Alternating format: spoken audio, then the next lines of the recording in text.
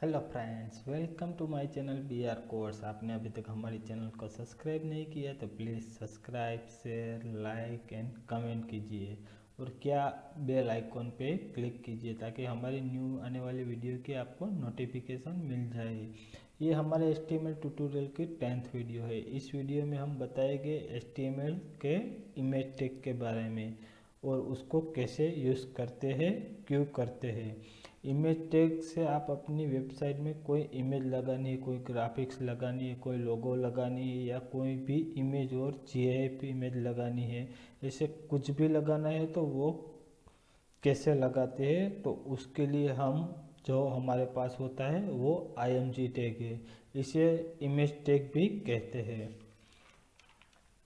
तो देखते हैं उसको लगाते कैसे है। So let's start practical. हमने अपनी स्क्रीन पे VS कोड ओपन कर लिया है, तो उसको न्यू फाइल बनाने के लिए शॉर्टकट की है Ctrl+N और उसको सेव करने के लिए Ctrl+S। और यहाँ पे हम लगाएंगे इमेज टैग demo.html।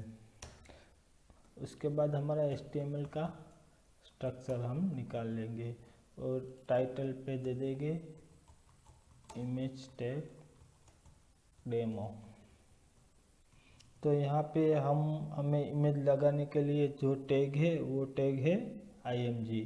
तो बॉडी के अंदर हम लगाएंगे IMG। IMG टैग अलग से क्लोज नहीं होता, उसके लिए यहीं पे क्लोज करेंगे, जैसे कि ऐसे ब्लैक स्लैश लगा के। और यहाँ पे जो सबसे पहले प्रॉपर्टी लगानी जरूरी है वो है SRC।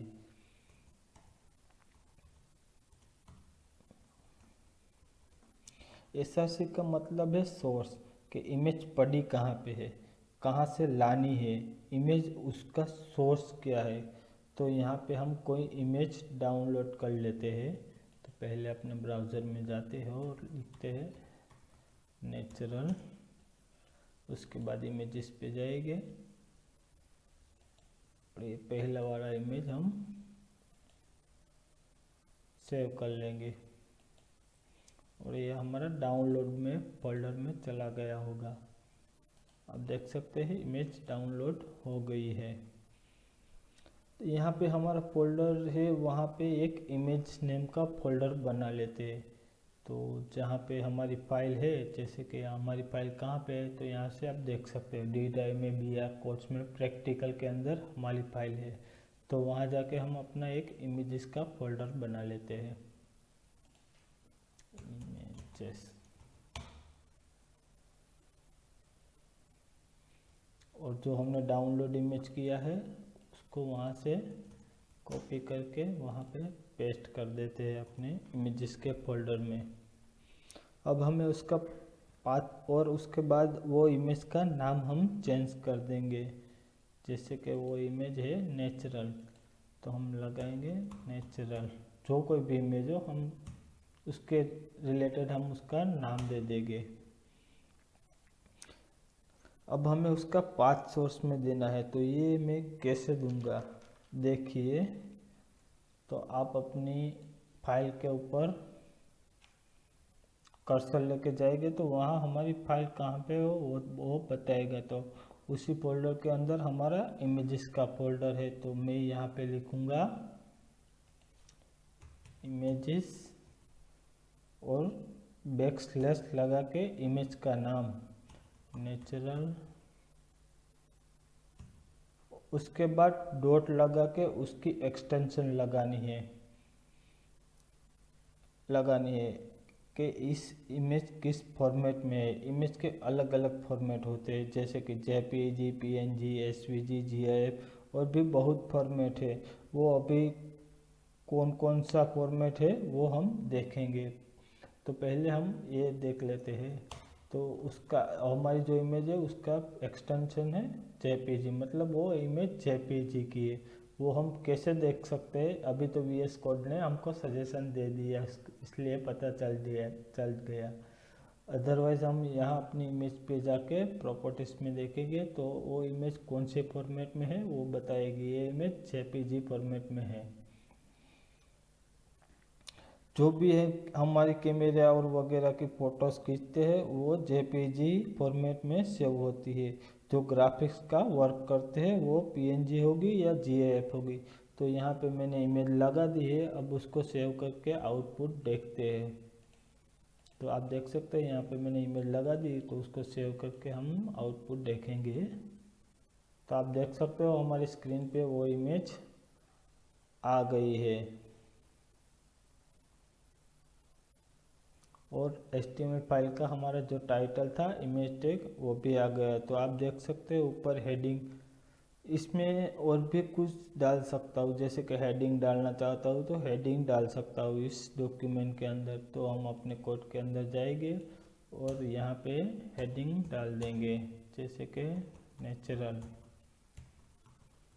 नेचुरल डाल दिया हमने। तो आप देख सकते हो यहाँ पे हेडिंग आ गई है, आ रही है और नीचे अपना इमेज। तो यहाँ पे कुछ उसकी प्रॉपर्टी, एक तो आपने इमेज टैग, उसके बाद उसका एट्रीब्यूट सोर्स, उसका मतलब इमेज कहाँ पे है।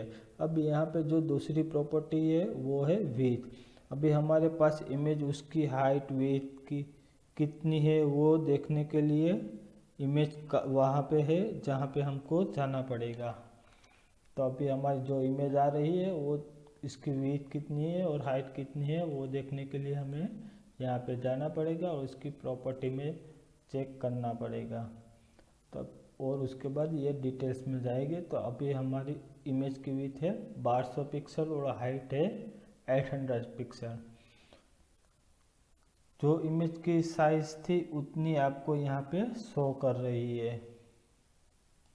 तो इमेज की हाइट थी और विड्थ थी उतनी ही यहाँ पे आपको शो कर रही है। मगर हमको इसको छोटा करना है या बड़ा करना है तो वो यहाँ पे आप कर सकते हैं। तो उसके लिए हमारे पास है उसकी प्रॉपर्टी, जैसे कि सोर्स दिया है तो यहाँ पे होगी उसकी प्रॉपर्टी है विड्थ। तो अब विड्थ में दे देता हूँ 300 पिक्सल। तभी हम आउटपुट में जाके देखेंगे कि वो इमेज 3 पिक्सल हो गई है और हाइट उसकी रिस्पेक्टिवली हाइट अपने आप कम हो गई है। मगर उसके अंदर यहाँ पे हाइट दूंगा तो वो देखते हैं।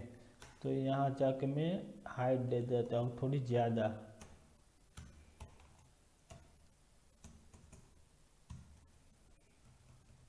आपने यहाँ से एक चीज़ देखी होगी, 600 के बाद जो px लिखा है वो होती है पिक्सल में, या तो हम देते हैं परसेंटेज में देते हैं या पिक्सल में देते हैं।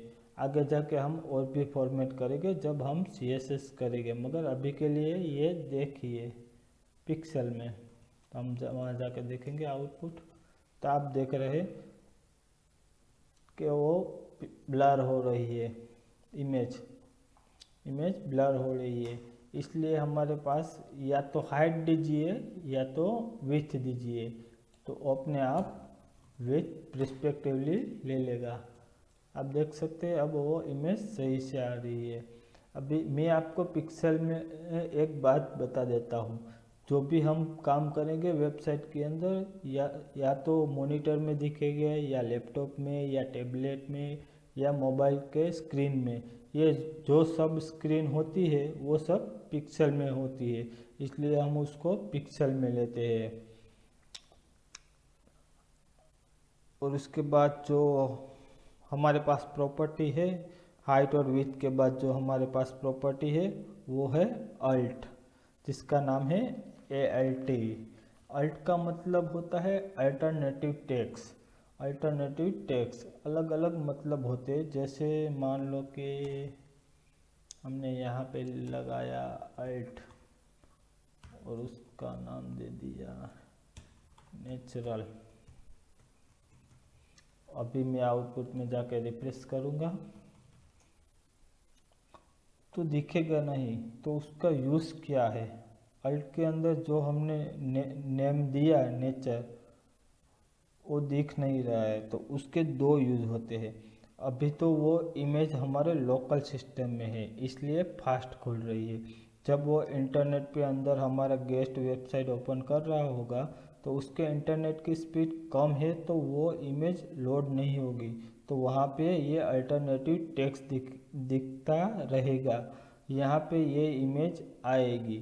और उसका दूसरा यूज ये है कि जो सर्च इंजन होते हैं वो जब आपकी वेबसाइट पर आएंगे, आप अपनी साइट बनाने के बाद सर्च इंजन उस पर सबमिट करते हैं, और जब वो सर्च इंजन आपकी साइट पे विजिट करते हैं और आपने कुछ मोबाइल के पार्ट्स और ऐसी कोई चीज़ डाली है, वो इमेज को तो पढ़ नहीं सकते, क्यों कि उनके प्रोग्रामेटिक रोबोट आते हैं आपकी साइट की विजिट करने के लिए, तो वो सिर्फ अल्टरनेटिव टेक्स्ट ही पढ़ लेते हैं जो आपने इमेज में लगाई वो किस बारे में है, तो वो इसलिए भी यूज़। और उसमें एक और प्रॉपर्टी है, उसका नाम है टाइटल। तो हम अपने कोड में जाएंगे और लगाएंगे टाइटल इक्वल टू नेचुरल। अभी ये टाइटल क्या प्रॉपर्टी है आपको दिखाता हूँ। हम आउटपुट में जाएंगे और माउस का कर्सर इमेज के ऊपर लेके जाएंगे तो आप देख सकते हैं कि उसने नेचुरल दे दिया। मतलब उसका यूज़ क्या होता है, हमारी साइट के विजिटर को पता नहीं चलता कि ये इमेज किसके बारे में। जैसे आपने कोई मोबाइल की सर्किट की इमेज लगा दी तो उसको पता नहीं चलेगा, इसलिए टाइटल का यूज होता है। तो यहाँ पे आपने देखा कि हम इमेज कैसे लगा सकते हैं और इमेज टैग का क्या यूज है। Thank you for watching.